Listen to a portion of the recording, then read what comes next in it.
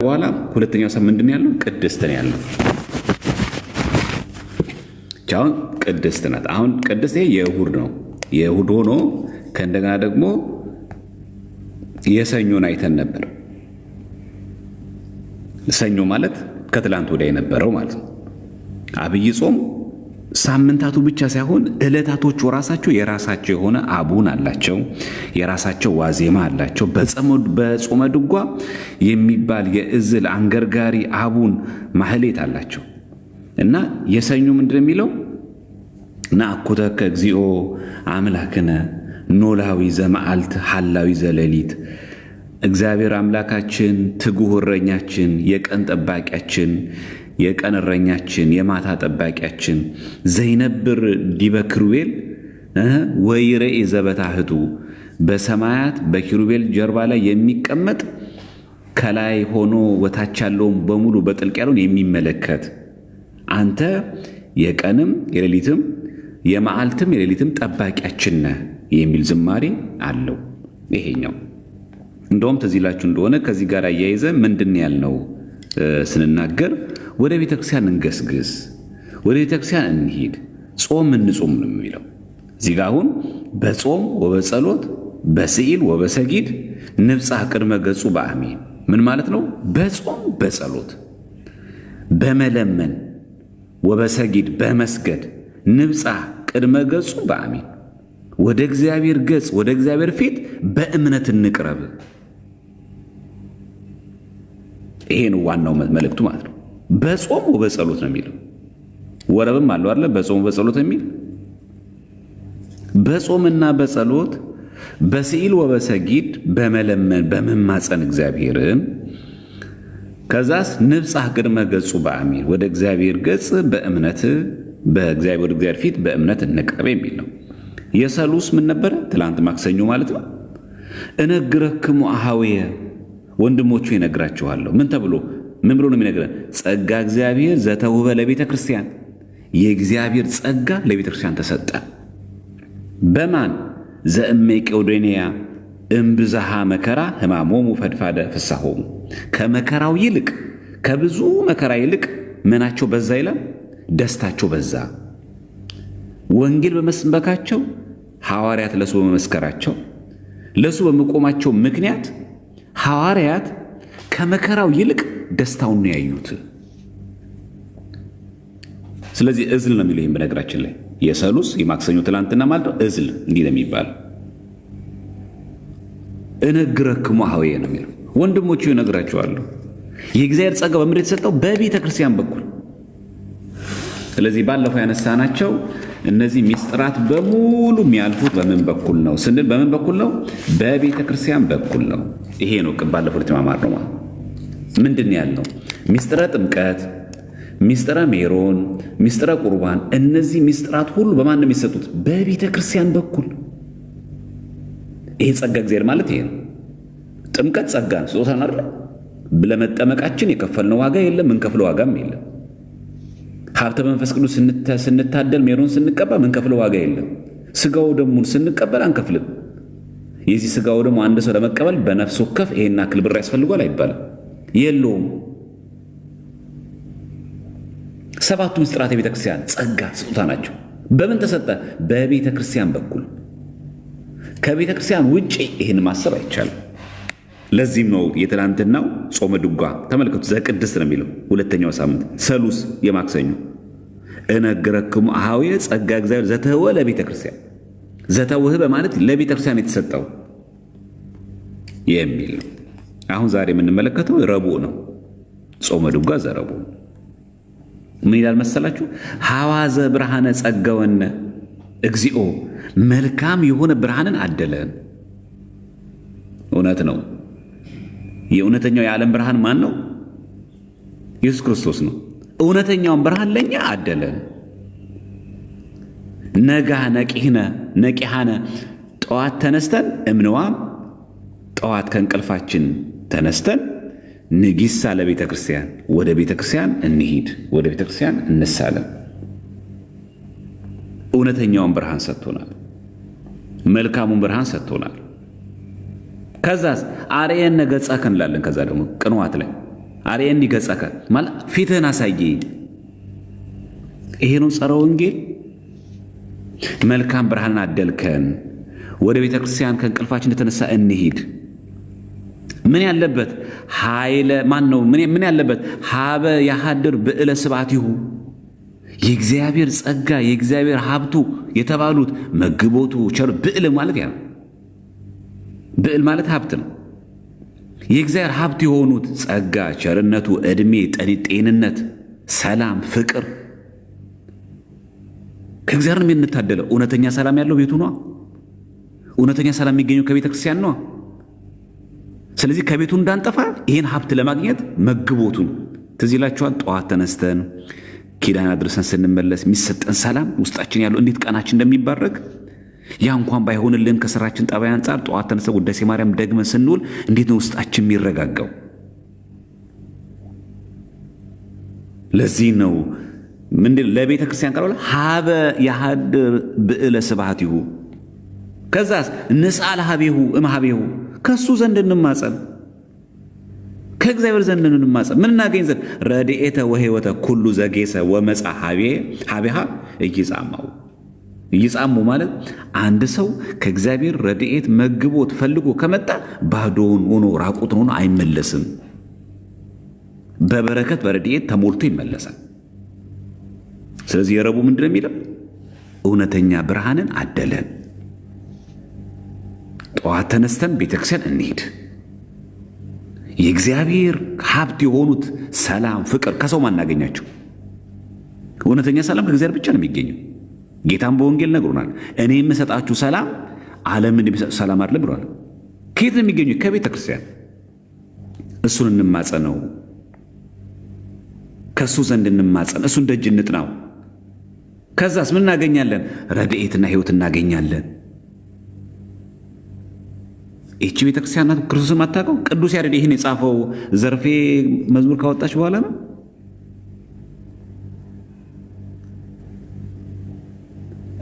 አይቸው እውነተኛ ብርሃንን አደለን። ዘረቡ እኮ ነው እዚህ። ይሄው ጾመ ድጓ ዘቅድስ ዘረቡ ነው የሚለው የዛሬ ማለት ነው። እውነተኛ ብርሃን አደለን። ጠዋት ተነስተን ቤተክርስቲያን እንሂድ፣ እንገስግስ። ለምን? ቤተክርስቲያን ላይ የእግዚአብሔር ጸጋ የእግዚአብሔር ሀብቱ ያለው እዛ ነው። ቸርነቱን ስሙ በሚጠራበት በሚመሰገንበት የሚያስፈራ ታቦቱ መንበሩ ባለበት እዛ እንገኝ። ከዛስ ንስአል እምኀቤሁ ከሱ ዘንድ እንማጸን፣ እሱን እንለምነው። ምን እናገኝ ዘንድ? ረድኤትና ሕይወት እናገኝ ዘንድ። እሱ ዘንድ የመጣ ባዶን አይመለስም። ከዚህ በኋላ ነው አርኤኒ ገጸከ የሚለው ወአስምዐኒ ቃለከ። እባክህን ፊትህን አሳየኝ፣ ድምፅህንም አሰማኝ። እስመ ቃልከ አዳም እግዚአብሔር ሆይ ቃልህ ያማረ ነው። ይኸው ቅንዋት ላይ ይህ እኮ ነው በዜማ የምንሰማው። እባክህን ፊትህን አሳየኝ። እውነት ነው። እግዚአብሔር አምላክ ለሁላችንም በምሕረቱ ብዛት ፊቱን ያሳየን።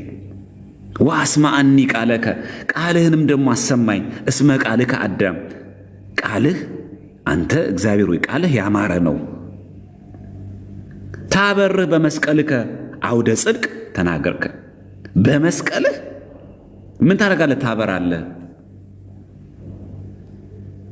ይሄ ነው ቤተክርስቲያናችን ምስጋና። እቺ ቤተክርስቲያን ናት ወይ ጸረ ወንጌል? እባክህን ፊትን አሳየኝ የምትል ጠዋት ተነስታ እቺ ቤተክርስቲያን ናት ጸረ ወንጌል?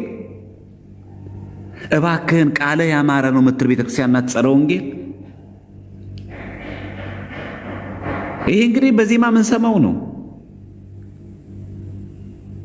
ጾመ ድጓ ዘቅድስት ያውም የረቡዕ የዛሬ ዕለት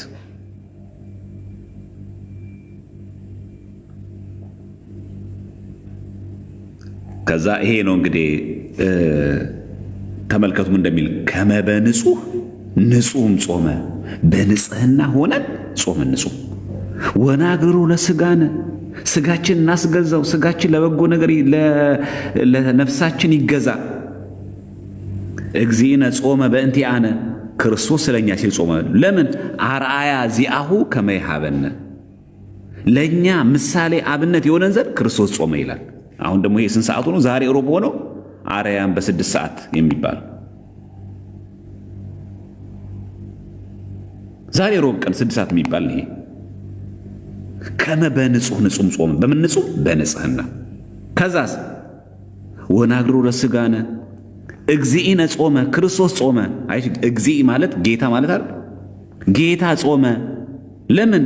በእንቲአነ እሱ እከብርበት ኃይል ክቡር ነው፣ እጸድቅበት ኃይል ጻድቅ ነው፣ እቀደስበት ኃይል ቅዱስ ነው።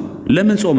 በእንቲአነ። ይኸው እግዚእነ ጾመ። አይ ጌታ ጾመ ለምን? ስለኛ። በእንቲአነ አርአያ ዚአሁ ከመ ይሃበነ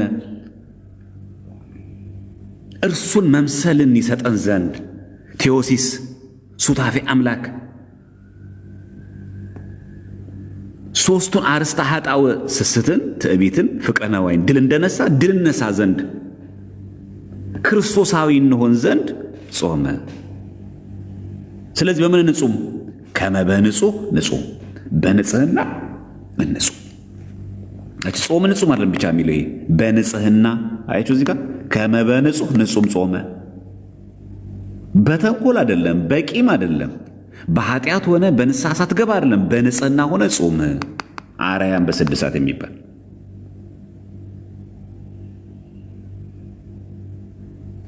ከዛ 9 ሰዓት ላይ ደግሞ አሁን ከቅዳሴ ከወጣም በኋላ አርያም 9 ሰዓት ላይ ሱላሜ ዘሰርክ ለነ ጸጉ የሰርክ የሆነ ሰላምን አድለን።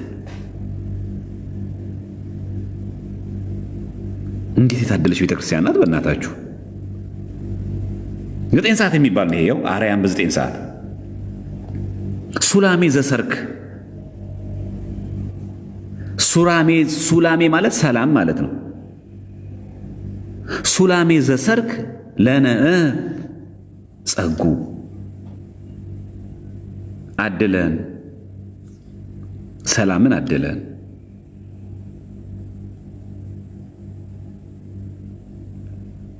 እውነት ነው። እግዚአብሔር አምላክ የሰርክ ሰላምን ለሁላችን ያድለን።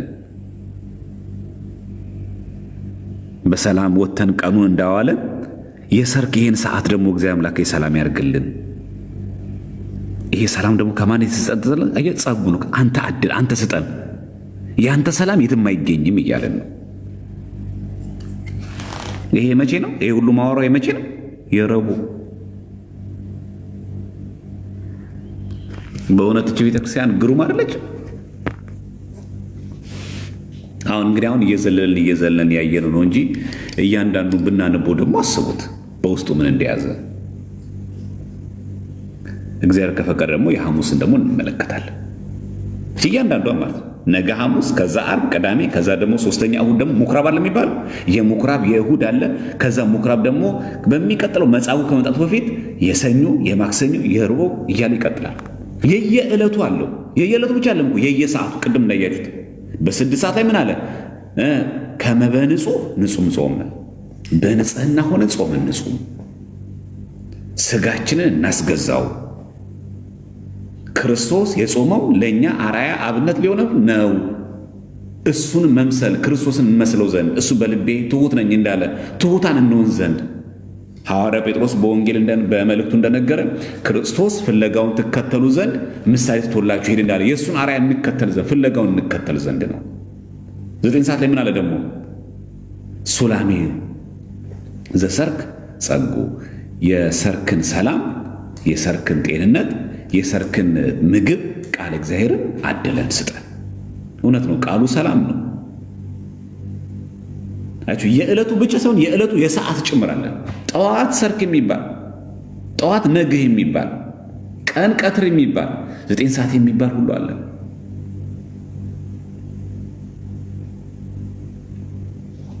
እንደው ድንገት ካላስቀደስን እንኳን ዛሬ ያለን ክርስቲያኖች እንዴት ልንረዳ እንደሚገባን ይሄ የሚያቀርብልን ማለት ነው። ታዲያ ቅዱስ ያሬድ እያንዳንዱን ሳምንት ሲሰይም እሁዷን ብቻ ጠብቆ መስሏችሁ ነው? ከሰኞ እስከ ዓርብ ያለውስ በሰዓታት በዛ ውስጥ ደግሞ ቀኑን አንድ ቀን ብቻ እንኳን በቀን ማሰብ አንዴ ብቻ ማሰብ እንኳን በየሰዓቱ የቅዱስ ያሬድ በረከቱ ይደርብን በሁላችን ላይ። በእውነት ጠዋት እኮ ነው የዛሬ እሑድ ስነሳ ሐዋዘ ብርሃነ ጸግወነ እኮ ነው የሚለው። ሐዋዘ ብርሃነ ጸግወነ እግዚኦ፣ እውነተኛውን ብርሃን አንተ አድለን እባክህ። እውነተኛው ብርሃን ማን? እርሱ አይደል? እውነተኛ የዓለም ብርሃን ነኝ ብሎ የለ? ወደ አንተ ቤት የሚመራን እስቲ እባክህን አድለን። እውነት ነው። እውነተኛ ብርሃን እግዚአብሔር ካላደለን አንችልም። ከዛ ጠዋትና ማታ ተነስተን ቤተክርስቲያን እንገስግስ። ምን ያለበት? ብዕለ ስብሐቲሁ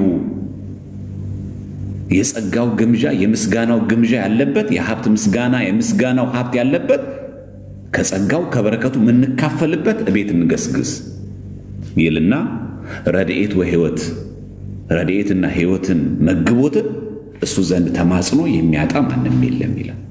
የዛሬ የረቡዕ የዐቢይ ጾም ሁለተኛው ሳምንት ቅድስት ዕለት ጠዋት ነግ የሚባል ሰርክ 6 ሰዓት ላይ ምን አለን? ከመ በንጹሕ ንጹሕ ጾመ በንጽህና ሆነን ንጹሕ የሆነ ጾም እግዚአብሔር የሚወደው ተንኮል የለበትን ጾም እንጹም ማለት። 9 ሰዓት ላይ ምን አለን ደግሞ? ሱላሜ ዘሰርክ ጸጉ እውነተኛ የሰርክ ሰላምን ቃልህን እባክህን አድለን ስጠን ይላል። እቺ እንግዲህ ቤተክርስቲያናችን ስንዱ እመቤት የሆነች ቤተክርስቲያናችን ቅዱስ ያሬድ የዐቢይ ጾም ሳምንታትን ብቻ ሳይሆን ዕለታትን ጭምር እንዴት አድርጎ በወንጌል እንደቀመረ ተመልከቱ። አሁን ልጠይቃችሁ፣ ሐዋዘ ብርሃነ ጸግወነ እግዚኦ እውነተኛውን ብርሃን አንተ አድለን። ብርሃን የተባለው ቃልህን፣ ብርሃን የተባለው ልጅህን አድለን ማለቱ ወንጌል ነው ወይስ አይደለም? እስቲ መልሱልኝ ሁላችሁ። ዛሬ ረቡዕ የተባለው ነው እንግዲህ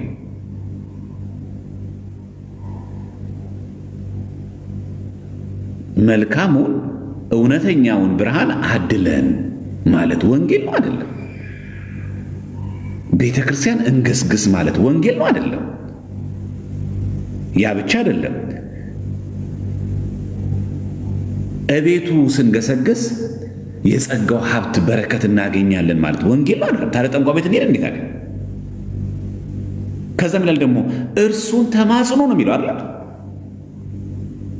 ንጻል ሀቤሁ ነው የሚለው። እሱን እንማጸነው፣ እሱ ወደ እሱ ዘንድ እንለምን፣ እሱን እንለምነው ካለ በኋላ በጣም የሚገርመው መጨረሻ ላይ እርሱ ዘንድ ሄዶ የገሰገሰ የለመነ የሚያፍር የለም፣ ጥያቄው ሳይመለስ የሚመለስ የለም፣ ያለ በረከት ያለ ረድኤት የሚመለስ የለም፣ ባዶውን አይመለስም ይላል። ታዲያ ይሄ ወንጌል አይደለም? ይሄ ማን ነው? ዘማሪው ያሬድ፣ ቅዱስ ያሬድ በረከቱ ይደርብን በእውነት።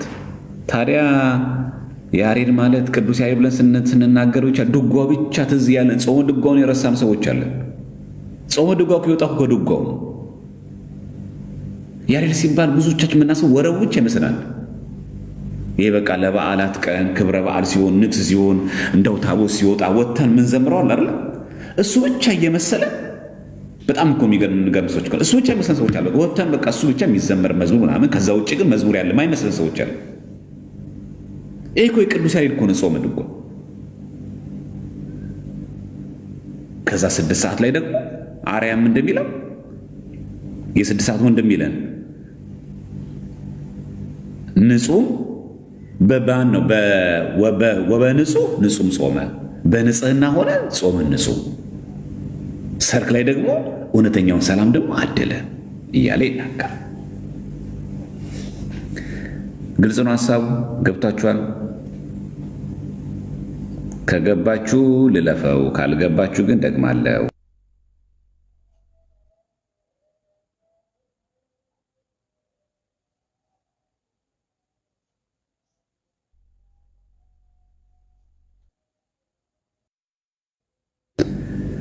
እሺ ካለህ ወንድማችን አንዴ ላስገባው። ዲያቆን ፍርዱ ካለህ አይ ቲንክ ይመስለኛል።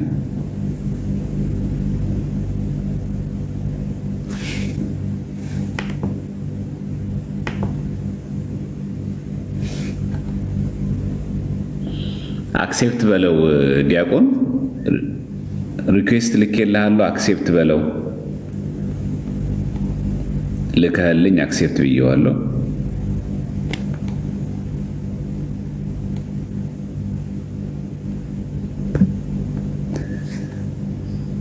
አይ ቲንክ ኔትወርክ ይመስለኛል። ኔትወርክ ጥሩ አይመስለኝም። አይ ቲንክ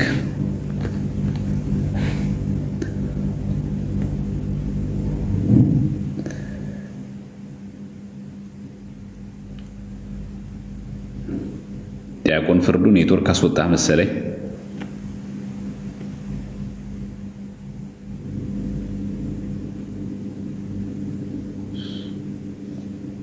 ሪኩዌስት ልከህልኝ አክሴፕት ብያለሁ። የሚሰማ ከሆነ ወይ ወጥተህ ተመለስ። ውጣና ከላይቭ ተመልሰህ ግባ ድንገት። እንደዛ ጥሩ ከሆነሽ እሺ። አንድ ነገር እንቀጥል። እስከዛ ሰለቻችሁ አልሰለቻችሁ ማለት ተብሎ ይገመታል። አልሰለቻችሁም ተብሎ ይገመታል። እሺ ትላንትና የነበረውን እንግዲህ ትንሽ የተወሰነ ነገር ጨምረን ነበረ። ለቅዱሳን የሚገባ ስግደት የሚለውን ነገር አይተን ነበር። ግን እስቲ ዛሬ ደግሞ እንመልከት። ትንሽ ደግሞ ዛሬ ትንሽ ጨመር እናድርግበትና እናጉላው እስቲ አይሻልም? ትንሽ ደግሞ እናጉላው። ትንሽ የበለጠ በተለያየ አጋቦች ደግሞ እንዴት ሊተረጎም እንደሚችል ብናየው ጥሩ ይመስለኛል። ግን ዲያቆን ፍርዱ ካለ እንዴት ድል ስጥና ካለ ይግባ። እሺ የለም እንትን ላይ የለህም። እንትን ላይም ኢንቫይት ላደረገ ብዬ የለህም ወይ ወጥተህ ግባ። ኔትወርክ ይመስለኛል። አይ ቲንክ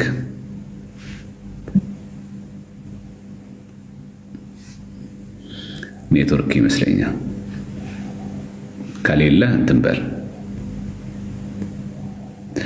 እሺ እስቲ እንመልከታቸውና ከዛ እንመለሳለን። እሺ ከየለም መሰለኝ።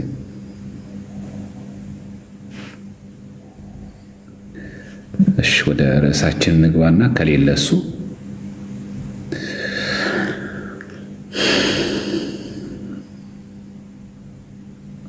ኦኬ።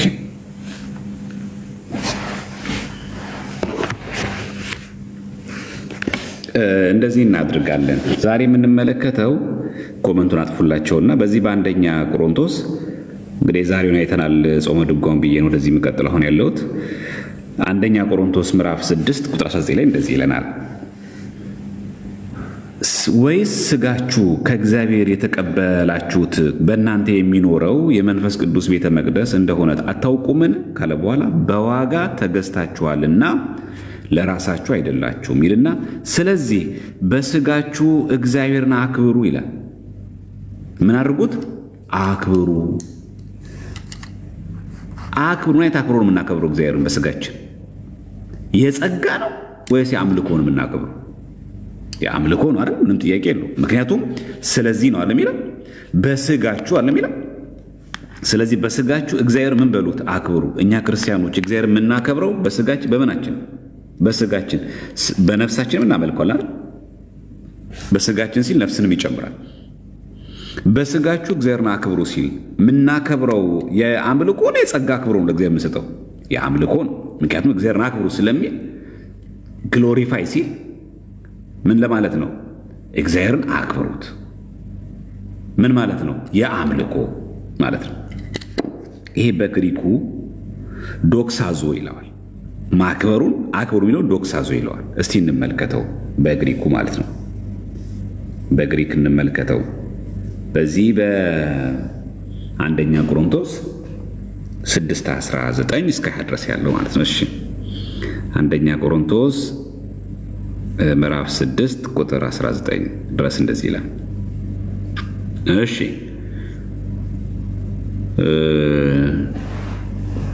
19 እስከ 20 ለሚለው 20 ናት። ኦኬ 20 አንደኛ ቆሮንቶስ ምዕራፍ 6 ቁጥር 20።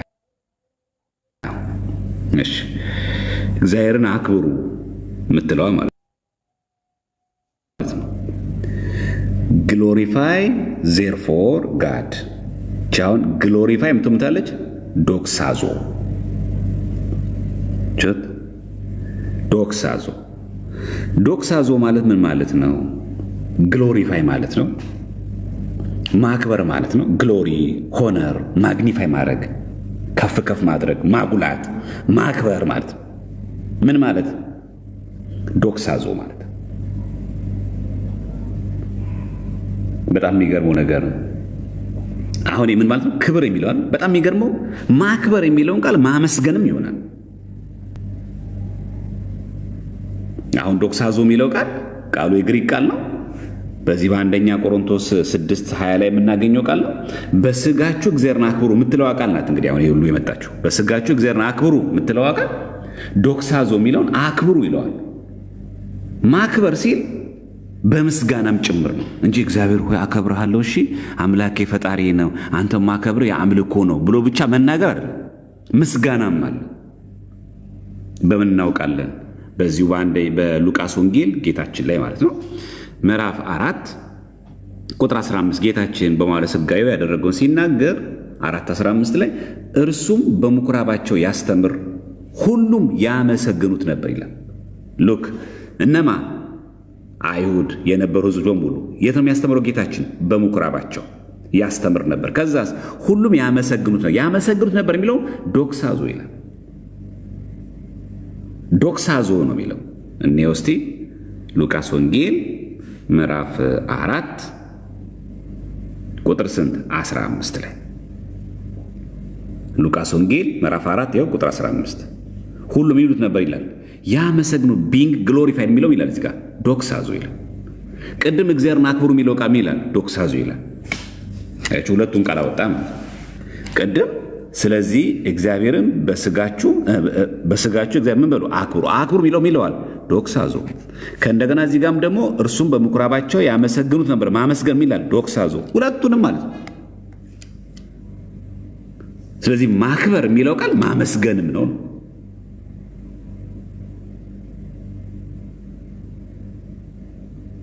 ምክንያቱም መጽሐፍ ቅዱስ እንደሚለው ያከብሩት ነበር ሳይሆን የሚለው እንደሚለው ሁሉም ያመሰግኑት ነበር። ማንን? ክርስቶስን። በምኩራባቸው ሲያስተምር የነበረው ማን ነው? እርሱ። ስለዚህ እርሱ በምኩራባቸው ያስተምር ነበር። ሁሉም ምን ይሉ ነበር? ያመሰግኑት ነበር የሚለውን ዶክሳዞ ነው የሚለው። አክብሩ የሚለው ዶክሳዞ ነው የሚለው። እዚህ ሉቃስ ወንጌል 1 ብንጨምር ራሱ ምዕራፍ 5 ማለት ነው። ሉቃስ ወንጌል ቁጥር 25 ተመልከቱ። ቁጥር 25 ላይ በዚያን ጊዜም በፊታቸው ተነሳ፣ ተኝቶበት የነበረውን ተሸክሞ መጻጉዕ ማለት ነው እግዚአብሔርን እያመሰገነ ወደ ቤቱ ሄደ። እግዚአብሔርን እያመሰገነ የሚለው ዶክሳዞ ነው የሚለው እያከበረ ማለት። ስለዚህ ማመስገን የሚለው ቃል ማክበርም ተብሎ ተተርጉሟል። አሁን አልጋውን ተሸክሞ የሄደልን ሰው ነው። ምክንያቱም እዚህ ጋር የተመለከቱ አልጋህን ተሸክመ ወደ ቤት ሂድ አለው። ከዛ በዚያን ጊዜ በፊታቸው ተነስቶ ተኝቶበት የነበረውን ተሸክሞ እግዚአብሔርን እያመሰገነ ይላል። እያመሰገነ የሚለው ዶክሳዞ ነው የሚለው። ይኸው የሉቃስ ወንጌል ምዕራፍ 5 ቁጥር ስንት ላይ ነው ያለው? 25 ላይ ተሸክሞ እግዚአብሔርን እያመሰገነ አይታችሁ፣ ግሎሪፋይንግ የሚለው ዶክሳዞ ይላል። መጽሐፍ ቅዱሱ የአማርኛው እንደሚለው እያመሰገነ ግን ይላል እዚህ ጋር እያከበረ የሚለው ይኸው ሉቃስ 5:25። ይህም በተመሳሳይ ሉቃስ ወንጌል ምዕራፍ 5 ቁጥር ስንት ነው ያለው? 25 ላይ እግዚአብሔርን እያመሰገነ ነው የሚለው። ስለዚህ ማክበር የሚለው ቃል ማመስገንም ነው። እሺ ምስጋና ግን ወይ ደግሞ አሁን ቅድም ላሉ አክብሩ የሚለው ቃል ዶክሳዞ የሚለው ቃል ምስጋና ይላል፣ ክብር ይላል ማለት ነው። ምስጋናና ክብር ግን እግዚአብሔር ብቻ ነው ይላል መጽሐፍ ቅዱስ። አዎ የአምልኮ ምስጋና ለእግዚአብሔር ነው። አዎ የአምልኮ ምስጋና ለእግዚአብሔር ነው። ፈጣሪያችን አምላካችን ብለን እናመሰግነዋለን፣ እናከብረዋለን። ግን ምስጋና ሁሉ አምልኮ ነው ወይ ይሄ ዶክሳዞ የሚለው? ምክንያቱም የመጽሐፍ ቅዱስ የሐዲስ ኪዳን መጽሐፍቶች አብዛኛው የተጻፉት በሐዲስ ኪዳን በግሪክ ቋንቋ ስለሆነ እስቲ እንየው። ሮሜ ሐዋርያ ቅዱስ ጳውሎስ ምዕራፍ 8 ቁጥር 17 ልጆች ከሆንን ወራሾች ደግሞ ነን ማለት የእግዚአብሔር ወራሾች ነን፣ አብረንም ደግሞ እንድንከብር አብረንም መከራ ብንቀበል ከክርስቶስ ጋር አብረን ወራሾች ነን። አብረን እንድንከብር ማለት ከእርሱ ጋር ዶክሳዞ የሚለው ቃል ምስጋና ክብር ማለት ነው። አሁንም እዚህ ጋር አብረን እንድንከብር የሚለውን ቃል ዶክሳዞ ነው የሚለው። ሮሜ 8:17 እንየው እስቲ። ሮሜ 8:17 ምን እንደሚለው ቃሉ ዊ ሜ ቢ ግሎሪፋይድ ቱጌዘር ነው የሚለው። ያ ማለት ምስጋና ክብር የሚገባው እግዚአብሔር ነው አይደለ? ስለዚህ ፕሮቴስታንቶች እንደሚሉት ክብርም ምስጋናም ለእግዚአብሔር ብቻ የሚገባ ከሆነ አብረን እንነግሳለን ወይ ደግሞ አብረን እንከብራለን ሲል አብረን እግዚአብሔር እንሆናለን ማለት ነው። እግዚአብሔር ጋር ሎቱ ስብሐት እንደዛ ማለት ነው። እንደውም እኮ ሰንዶክሳዞ ነው የሚለው። ሰንዶክሳዞ ማለት ምን ማለት ነው? ሰንዶክሳዞ ማለት ዊ ሜይ ቢ ግሎሪፋይድ ቱጌዘር እኮ ነው የሚለው። አብረን እንከብራለን ከእግዚአብሔር ጋር ማለት አብረን እግዚአብሔር እንሆናለን ማለት ነው። ምክንያቱም ዶክሳዞ የሚለው ቃል ምስጋና ክብር ማለት ነው። ለእግዚአብሔር ብቻ የሚገባው ከሆነ እንዴት ሰንዶክሳዞ አለ? ሰን ማለት ይኸው ተመልከቱ። ሰንዶክሳዞ የሚለውን እዚህ ጋር ሌክሲኮኗ ሲያብራራት ተመልከቱ። ዴፊኒሽን ቱ ጆይን ኢን አፕሩቪንግ ይላል። ቱ ግሎሪፋይ ቱጌዘር። ያ ማለት ግሎሪ ክብር የሚገባው እግዚአብሔር ብቻ ነው የምትሉ ከሆነ ፕሮቴስታንቶች አብረን እንከብራለን ማለት አብረን እግዚአብሔር እንሆናለን ማለት ነው። ሎቱ ስብሐት አብረንም ፈጣሪ የምንሆነው ማለት ነው። ወይ ደግሞ ለእግዚአብሔር የሚገባው ክብር እኛ ሼር እናደርጋለን ማለት ነው። ስለዚህ ለእኛ ያኔ ክርስቶስ ለፍርድ ሲመጣ ከእግዚአብሔር ጋር ሆነን አብረን እኛ አምልኮ የሆነ ክብር አምልኮ የሆነ ምስጋና ይሰጠናል ማለት ነው።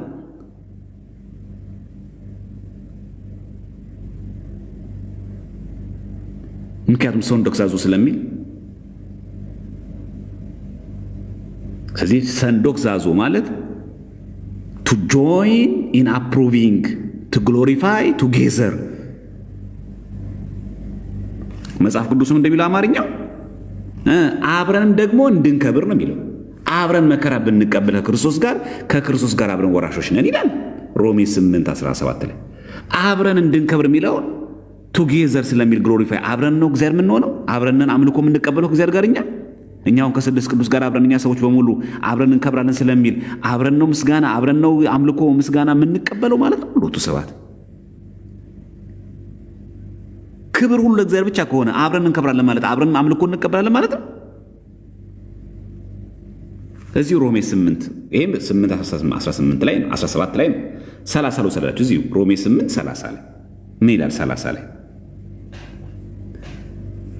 አስቀድሞ ያወሰናቸውን እነዚህን ደግሞ ጠራቸው፣ የጠራቸውን እነዚህ ደግሞ አጸደቃቸው ይላል። ያጸደቃቸው እነዚህ ደግሞ አከበራቸው ይላል።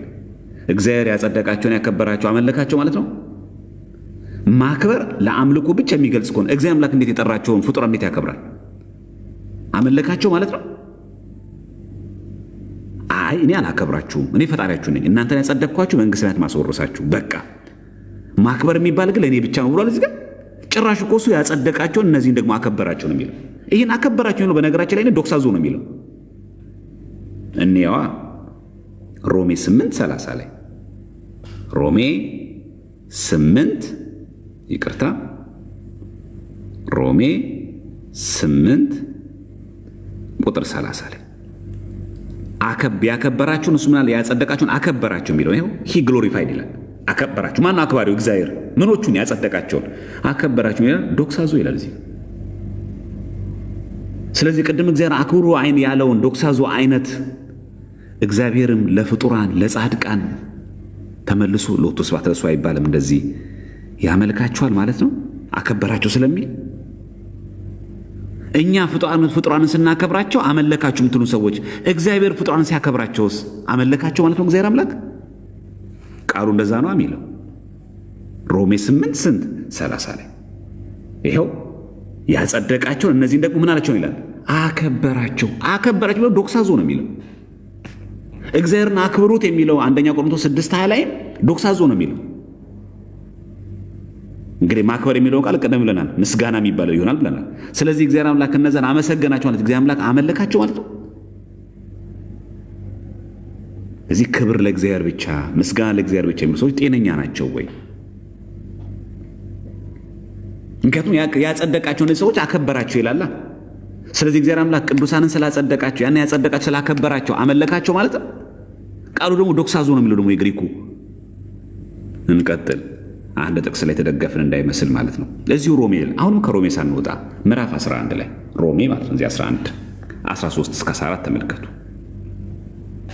ለእናንተ ደግሞ ለአሕዛብ እናገራለሁ ይልና እኔ የአሕዛብ ሐዋርያ በሆንሁ ይላል። እኔ የአሕዛብ ሐዋርያ በሆንሁ መጠን ሥጋዬ የሆኑትን አስቀንቼ ምናልባት ከእነርሱ አንዳንዱን አድን እንደሆነ አገልግሎቴን አከብራለሁ ይላል። አገልግሎቴን አከብራለሁ ማለት ጳውሎስ አገልግሎቱን ያመልካል ማለት ነው። ምክንያቱም ይሄ ቃል በግሪኩ የሚለው ዶክሳዞ ነው የሚለው። በጣም የሚገርሙ ደግሞ እዚህ ጋር ጳውሎስ አገልግሎቱን አመልካለሁ ሲል ከእግዚአብሔር ውጭ አመልከዋለሁ እያለ ነው። ይኸው አገልግሎቴን አከብራለሁ ይላል። ይኸው ሮሜ ነው 11 ስንት 14 እስቲ እንመለከታት። ውሸት የተናገርን እንዳይመስል ማለት ነው። ሮሜ 11 13 ላይ ተመልከቱ። አገልግሎቴ ምን ላለው አከብራለሁ ይላል። ይህን አገልግሎቴን አከብራለሁ የሚለውን ምን ብሎ ጳውሎስ እንደገለጸው እንመልከት። 11 13 ላይ ማለት ነው። ይኸው አይ ማግኒፋይ የሚለው ዶክሳዞ ይላል። ስለዚህ ክብር ለእግዚአብሔር ብቻ የሚገባ ከሆነ ለፍጡራን የማይሰጥ ከሆነ ሐዋርያ ቅዱስ ጳውሎስ አገልግሎቴን አከብራለሁ ሲል አገልግሎቱን እያመለከ ነው።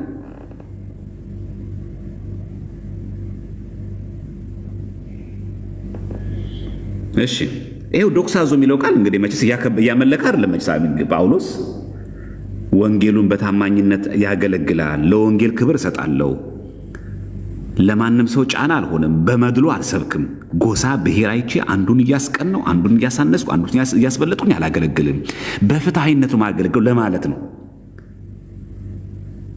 ግን ደግሞ ዶክሳዞ እኮ አምልኮትን ይገልጻል። የቱ ጋር ቅድም የጠቀስነው አለ፣ አንድ ደግሞ እንጨምር። ለምሳሌ ሮሜ 15 5 ላይ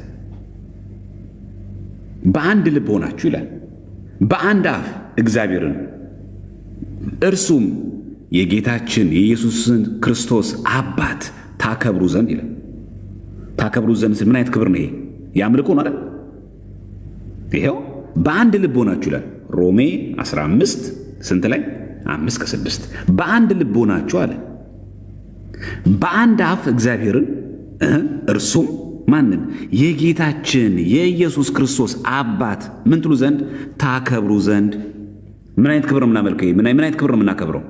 የጌታችን ኢየሱስ ክርስቶስን አባት ባለው እግዚአብሔር አብ ምንድን ነው የምናደርገው? የአምልኮ ነው አይደል? የሚገርመው ይሄ ቃል ዶክሳዞ ነው የሚለው።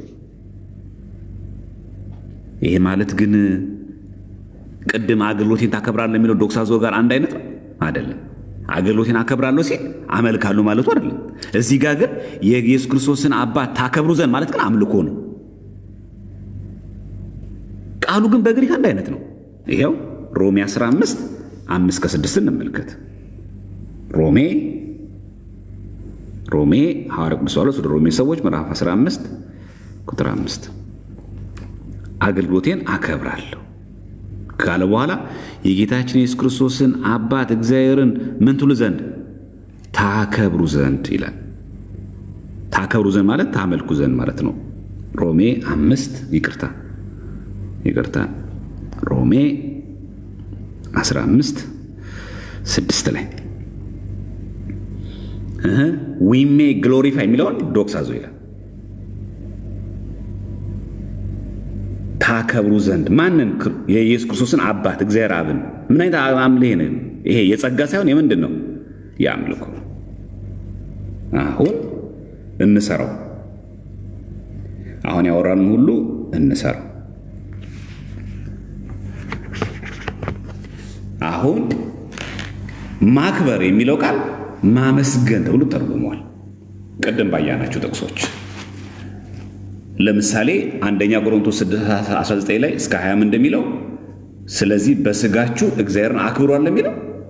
በስጋችሁ እግዚአብሔርን አክብሩ የሚለው ቃል የግሪኩ ዶክሳዞ ይላል። ግሎሪፋይ ማድረግ፣ ሆነር ማድረግ፣ ማግኒፋይ ማድረግ ነው ይላል። እግዚአብሔርን አክብሩ የሚለው እግዚአብሔር የምናከብርበት ክብርና ሰው የምናከብርበት ክብር ግን ይለያያል። ቃሉ ግን ዶክሳዞ ነው የሚለው። ዶክሳዞ የሚለው ቃል ምስጋናም ይሆናል። ለምሳሌ እግዚአብሔርንም አመሰገነው ይላል ሉቃስ 5:26 እግዚአብሔርን አመሰገነው የሚለው ቃል የግሪኩ ዶክሳዞ ነው የሚለው። ስለዚህ ዶክሳዞ የሚለው ቃል የግሪኩ ቃል ማለት ነው። ምክንያቱም የአዲስ ኪዳን መጽሐፍ ጻፉት በግሪክ ስለሆነ ምስጋና ይሆናል፣ ክብርም ይሆናል። ግን ለእግዚአብሔር ብቻ የሚቀርብ ነው ወይ? አዎ። ምኑ ጋር? አምልኮ ከሆነ ምን ማለት ነው? የምናከብረው ያ አካል እግዚአብሔር ከሆነ ክብሩም ምስጋናው አምልኮታዊ ነው። ፍጡራን ሲሆን ደግሞ የጸጋ ይሆናል። በምን ይታወቃል ካልን ሮሜ 8:17 ላይ አሁንም አብረን ደግሞ እንድንከብር ይላል። ሰንዶክሳዞ ይላል የግሪኩ ቱጌዘር ማለት ነው። እኛ ከክርስቶስ ጋር አብረን ወራሾች እንሆን ዘንድ አብረን እንከብራለን ማለት ግን አብረን እግዚአብሔር እንሆናለን ማለት ነው። አብረን የመለኮቱን ክብር ሼር እናደርጋለን ማለት ነው።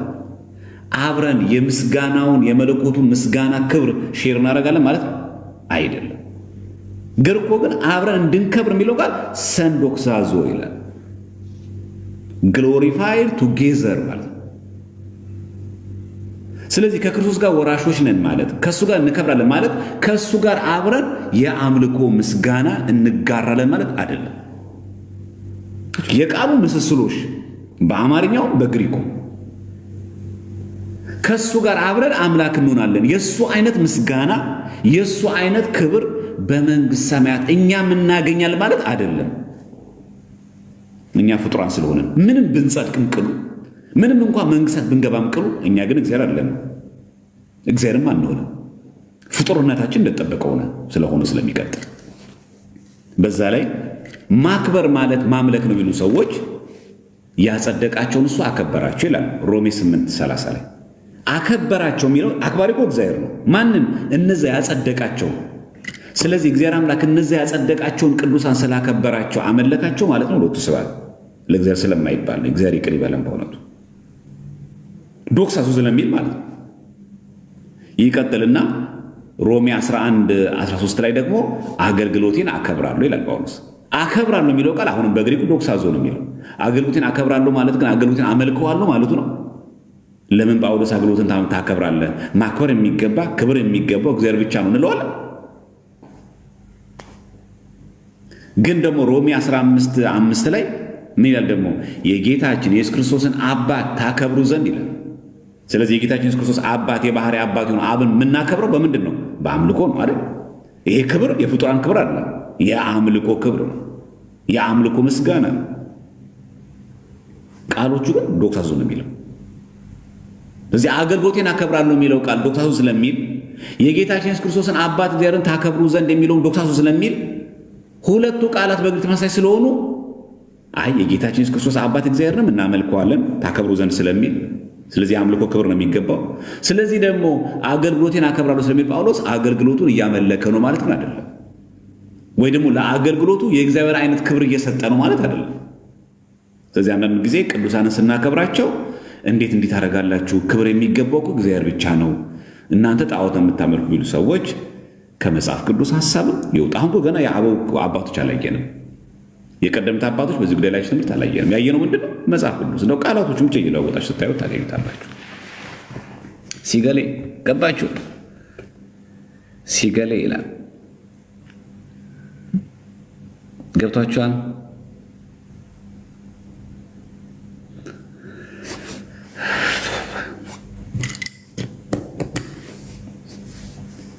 ግልጽ ነው ሐሳቡ።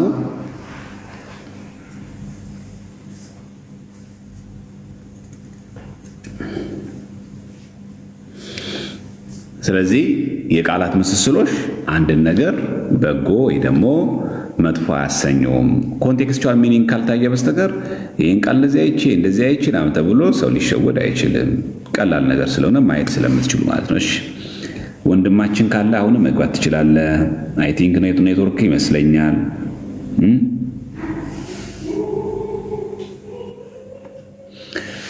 እሺ አሁን ካለ ሪኩዌስት መላክ ትችላለህ።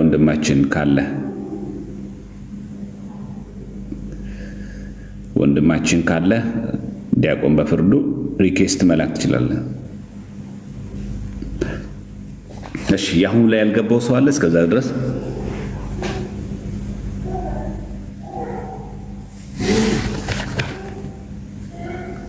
አሁን በተማሩ ላይ ያልገባው ሰው አለ?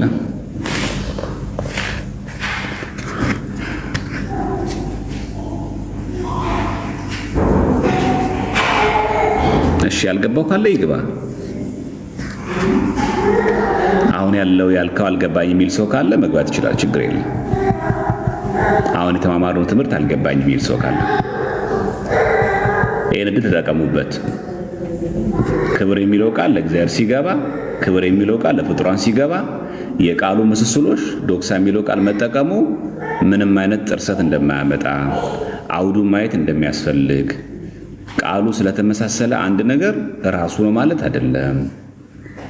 በቃ ስለዚህ ሰውን እናመሰግናለን በገባው ነገር በተረዳው ነገር ባደረገልን መልካም ነገር ሰውን እናመሰግናለን፣ እግዚአብሔር ደግሞ እናመሰግናለን። ሰውን ስናመሰግን ላደረገልን መልካም ነገር ፍጡር መሆኑን አውቀን ሰው መሆኑን አውቀን ደካማ መሆኑን አውቀን እናመሰግነዋለን። እግዚአብሔር ደግሞ ፈጣሪያችን አምላካችን ደግሞ እናመሰግነዋለን። ሁለቱ ምንም ነገር የሚጣረስና የሚጋጭ ነገር የለውም ነው ባጭሩ። ስለዚህ ምንም ጋር ትጋባ አይገባም። አንዱ ከአንዱ ጋር ምንም ጥርሰትም አይኖረውም ነው ባጭሩ።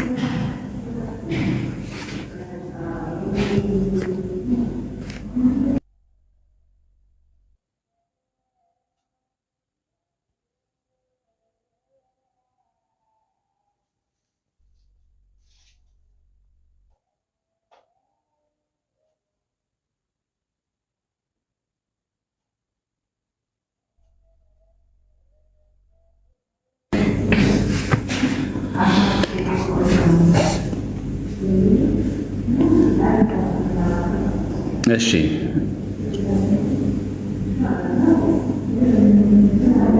እሺ ግባ ዲያቆን በፍርዱ ባክህን።